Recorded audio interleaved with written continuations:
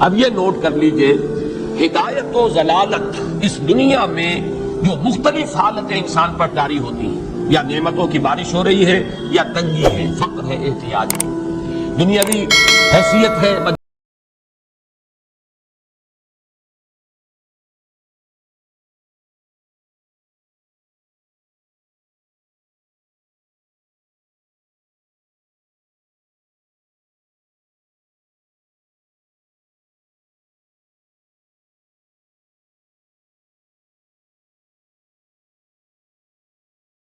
کرتا ہے، اس کے 4 درجے ہیں۔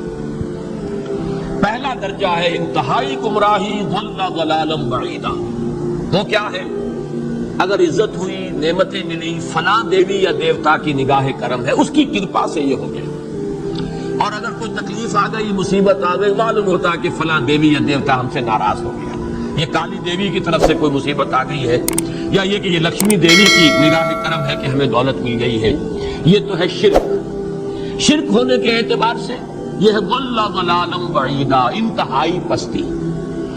اس پستی سے اوپر آئیں گے تو توحید کی پہلی منزل ہے۔ عزت دی اللہ نے دی، اگر کوئی تنگی آ گئی، فقر، تکلیف، کوئی ذلت، رسوائی، یہ بھی اللہ کی طرف سے۔ ایک اعتبار سے تو انسان ہدایت پر آ گیا، بڑی گہرائی تھی اس گندگی کی اور اس خباثت کی جو شرک جس کا نام ہے، اس سے انسان نکل آیا، نجاست سے۔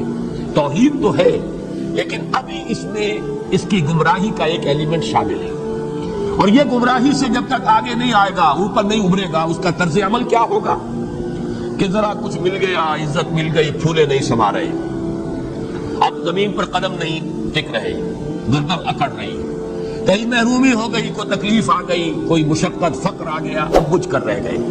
ان دونوں کیفیات میں انسان کا پینڈولم جو ہے وہ ایکسٹریم کو جائے گا۔ یہ کب ہوگا؟ جبکہ انسان یہ سمجھتا ہے کہ اس دنیا میں جو دولت مل گئی یا عزت مل گئی تو یہ گویا کہ بڑی کوئی قابل فخر شے ہے، اور اگر یہاں پر کوئی تکلیف آ گئی، کوئی مصیبت آ گئی، فقر و فاقہ آ گیا تو یہ گویا کہ بہت ہی اہانت آمیز شے ہے۔ اگر یہ انسان سمجھے گا تو طرز عمل وہ نکلے گا نتیجے کے طور پر جو میں بیان کر چکا ہوں، یہ گمراہی ہے۔ اس گمراہی سے نکلیں گے تو آپ کس مقام پر آئے؟ دوسری منزل ہدایت کی کیا ہے؟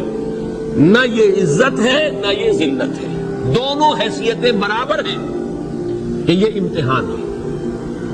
اسی لیے ان دونوں آیتوں میں ایک لفظ قدر مشترک ہے، اذا مبتلاہ فاما الانسان اذا مبتلاہ ربہ فاکرمہ ونعمہ۔ یہ بھی ایک ابتلا ہے، آزما رہا ہے اللہ، کبھی وہ دے کر آزماتا ہے، کبھی چھین کر آزماتا ہے، کبھی فقر و فاقہ سے آزماتا ہے، کبھی وہ کثرت دولت اور کثرت مال سے آزماتا ہے، کبھی وہ صحت دے کر آزماتا ہے کہ یہ قوت اور توانائی اور صحت جو میں نے دی ہے یہ اس میں کیا کرتا ہے، کبھی وہ مرض کے ذریعے سے آزماتا ہے کہ صبر کرتا ہے کہ نہیں کرتا۔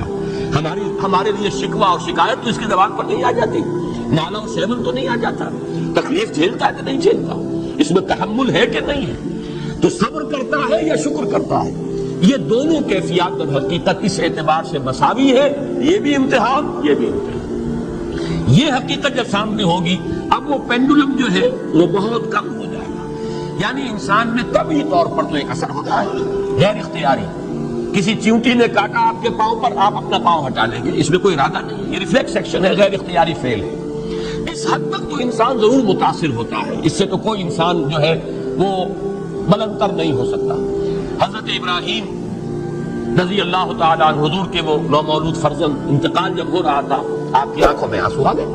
اب یہ طبعی اثر ہے، ایک فعل ہے، انفعالی کیفیت ہے جو بالکل طبعی ہے، لیکن یہ نہیں کہ اس کی وجہ سے انسان کی زبان پر کوئی شکوہ آ جائے، کوئی شکایت آ جائے، یہ نہیں ہوگا، یہ ایمان کے منافی ہے۔ اسی طریقے سے اگر کوئی خوشی ہوئی ہے تو چہرے کے اوپر ایک نکھار آ جائے گا، تبسم آ جائے گا، اس سے زائد نہیں۔ اس حد تک تو یوں سمجھیے کہ انسان کا طبعی تقاضا ہے، اس سے زیادہ یہ پینڈولم اگر سوئنگ کر رہا ہے تو گویا کہ اس حقیقت سے انسان محجوب ہے کہ یہ بھی امتحان ہے، یہ بھی امتحان ہے، جو ہم سورہ حدید میں پڑھ چکے ہیں۔ ما اصاب من مصیبت فی الارض ولا فی انفسکم الا فی کتاب من قبل ان نبراها ان ذلک علی اللہ یسیر لکی لا تعصوا علی ما فاتکم ولا تفرحوا بما آتاکم۔ اللہ تمہیں کچھ دے تو اتراؤ مت، اللہ تم سے کچھ چھین لے تو اس کے اوپر افسوس مت کرو۔ اس کا یہ نتیجہ ایمان کا نکلنا چاہیے۔ اگر تمہیں ایمان ہے اللہ پر، اگر تمہیں یقین ہے کہ جو کچھ ہوا ہے اللہ کے اذن کے بغیر نہیں ہوا، اگر تمہیں یقین ہے کہ اللہ نے جو میرے لیے طے کیا ہے اس میں میرے لیے خیر ہی ہے، چاہے فی الحال فی الوقت فوری طور پر مجھے ناگوار محسوس ہو رہی ہے بات، لیکن یقیناً میرے لیے اس میں خیر ہے میرے رب کی طرف سے، کہ ہر ساقی ما ریخت عین الطاف۔ ہم تو شارٹ سائٹڈ ہیں، ہم دیکھ نہیں سکتے کسی شے کو، ہم اس کے ظاہر کو دیکھ کر گھبرا اٹھتے ہیں کہ یہ تو تکلیف آ گئی، کیا پتا اسی کے پردے میں اللہ کی رحمت آ رہی ہے۔ میں نے وہ رئیس امروہوی کے اشعار آپ کو کئی دفعہ سنائے ہیں، وہ وقت آیا کہ ہم کو قدرت ہماری سعی و عمل کا پھل دے، بتا رہی ہے یہ ظلمت شب کہ صبح نزدیک آ رہی ہے، ابھی ہے کچھ امتحان باقی، فلاکتوں کے نشان باقی، قدم نہ پیچھے ہٹے کی قسمت ابھی ہمیں آزما رہی ہے۔ رئیس اہل نظر سے کہہ دو کہ آزمائش سے جی نہ ہارے، جسے سمجھتے ہو آزمائش وہی تو بگڑی بنا رہی ہے۔ اسی آزمائش سے تو بگڑی بنے گی، اسی سے تو تمہارا خیر جو ہے اجاگر ہوگا، سامنے آئے گا، پتہ چلے گا واٹ از واٹ۔ ابو بکر میں کتنا یقین اور ایمان تھا، یہ کیسے معلوم ہوگا؟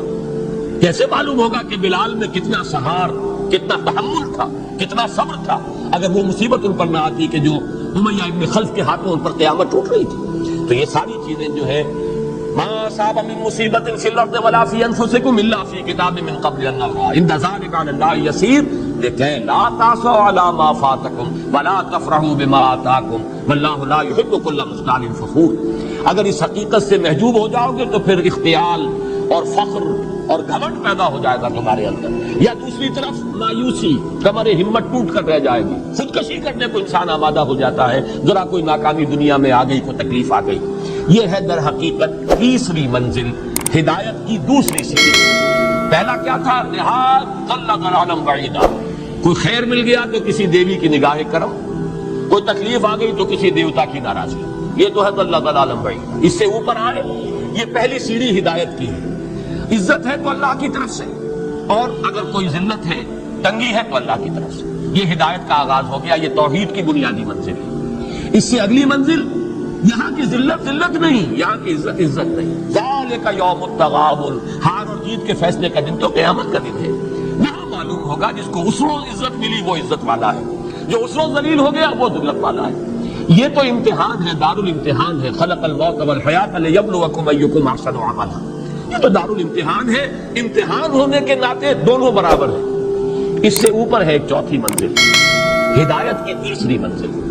وہ کیا ہے؟